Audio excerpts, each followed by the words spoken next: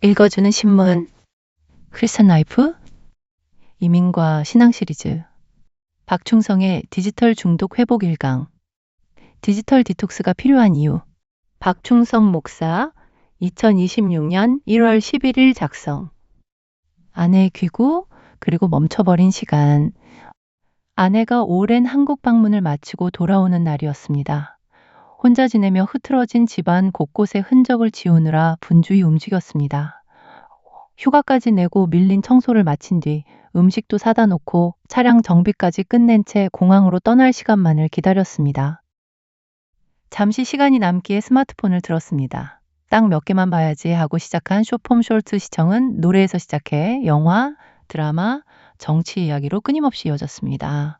알고리즘의 파도에 몸을 맡긴 채 시간 가는 줄 모르고 빠져들어 있을 때 딩동 하고 초인종 소리가 들렸습니다.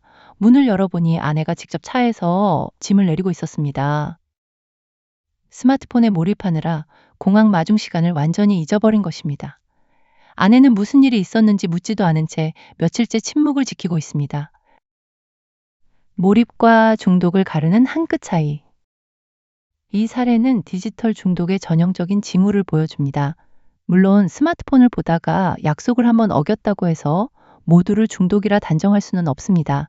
휴식 시간에 즐거움을 위해 스마트폰을 활용할 수 있고 때로는 무언가에 깊이 빠지다 보면 실수할 수도 있습니다. 하지만 몰입 플로우와 중독 애딕션은 엄연히 다릅니다.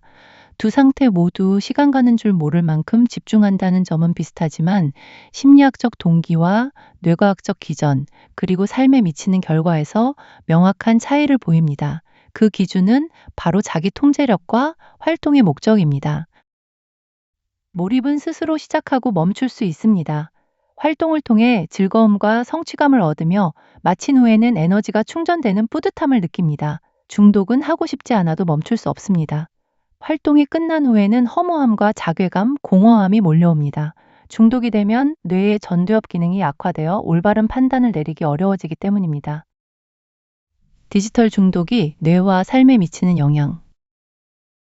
인터넷 디지털 중독 장애 IAD는 1998년 심리학자 킴벌리 S. 영박사의 연구를 시작으로 현재는 미국 정신의학회 DSM-5에서도 그 심각성을 인정하고 있습니다. 중독 상태에서 분비되는 도파민은 알코올이나 약물 중독과 유사하게 전두엽의 변화를 일으킵니다. 이러한 두뇌 구조의 변화는 의사결정, 추론, 감정 처리, 작업 기억력의 손상으로 이어집니다. 그 결과 약속을 잊거나 쉽게 화를 내고 일을 미루는 등 중단해야 할 때를 판단하지 못하게 됩니다.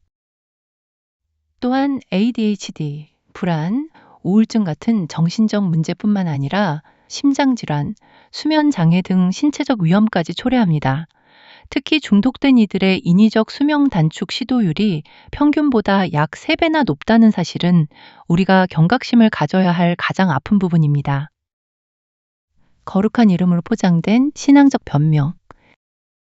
문제는 우리가 잘못되었다는 것을 깨달으면서도 중독을 인정하기보다 변명을 앞세운다는 점입니다. 기독교인들도 예외는 아닙니다. 우리는 종종 신앙의 언어로 자신의 의존성을 정당화하곤 합니다.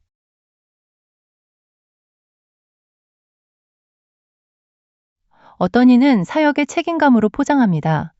성도들의 긴급한 상담 연락이 언제 올지 모르는데 폰을 꺼두는 건 무책임한 방치 아닌가요?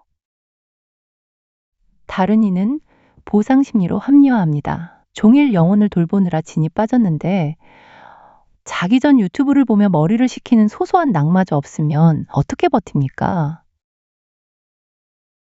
때로는 환경적 요인을 이유를 듭니다. 모든 행정과 공지가 단톡방으로 운영되는데 이것은 제 의지가 아니라 시대가 준 가시 같은 것입니다. 이렇듯 우리는 정교한 논리로 중독을 숨기려 합니다. 하지만 모든 중독이 그렇듯 문제를 아는 것만으로는 스스로 헤어나오기 어렵습니다. 정직한 고백, 회복을 위한 첫걸음. 디지털 디톡스는 단순한 절제를 넘어 일종의 회복 사역입니다.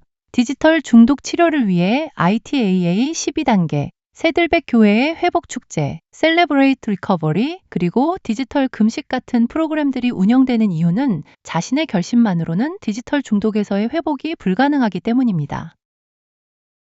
따라서 디지털 디톡스의 첫 번째 과제는 나는 중독되었으며 내 힘으로는 빠져나올 수 없다는 사실을 하나님과 공동체 앞에 정직하게 고백하는 것입니다. 우리 정직하게 마주해야 할 9가지 거울. 다음은 미국 정신의학회 DSM-5에서 제시하는 중독의 모습들입니다. 아래 9가지 진술 중 5가지 이상이 나의 이야기라고 느껴지신다면 이는 단순한 습관을 넘어 임상적으로 디지털 중독을 의심해 볼 만합니다. 지속적인 집착, 디지털 기기를 들고 있지 않은 순간에도 머릿속은 온통 온라인 세상의 일들로 가득하며 다음에 확인해야 할 콘텐츠나 메시지를 끊임없이 떠올린다.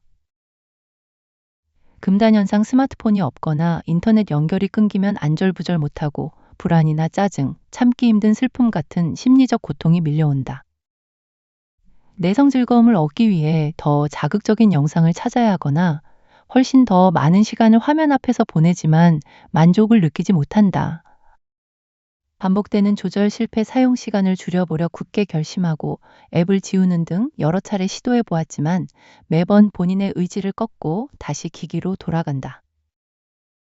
일상의 즐거움, 상실 디지털 사용 외에 과거에 좋아했던 운동, 산책, 사람들과의 만남 혹은 소소한 취미 생활들이 더 이상 즐겁지 않고 무의미하게 느껴진다. 문제의 지속 과도한 사용으로 인해 수면 부족, 안구 건조 혹은 일상적인 실수가 반복되는 등 문제가 발생하고 있음을 인지하면서도 멈추지 못한다. 기만과 은폐, 내가 얼마나 많은 시간을 스마트폰에 쏟고 있는지 가족이나 주변 사람들에게 정직하게 말하지 못하고 사용 시간을 속이거나 숨기려 한다. 부정적 감정에 도피처 현실의 무기력함, 죄책감, 불안 혹은 외로움을 대면하기보다 이를 잊기 위한 도구로 디지털 세상을 선택한다. 소중한 가치의 훼손, 스마트폰에 몰입하느라 사랑하는 사람들과의 신뢰를 깨뜨리거나 직장에서의 책임 혹은 중요한 기회나 관계를 위태롭게 만든 적이 있다. 맺으며 올해는 이 지면을 통해 디지털 디톡스 단계를 소개하며 크리스천 라이프 아카이브 강좌를 통해 실제적인 모임을 시작하고자 합니다. 우리를 편리하게 하고 신앙을 윤택하게 돕는 디지털 기술이 고통의 도구가 되어서는 안 됩니다. 위 질문 중 절반 이상에 해당하신다면 디지털 디톡스 공동체에 함께 참여하여 진정한 회복을 얻으면 좋겠습니다. 이 글을 신문으로 읽으려면 인터넷에서 christianlife.nz를 치세요. christianlife.nz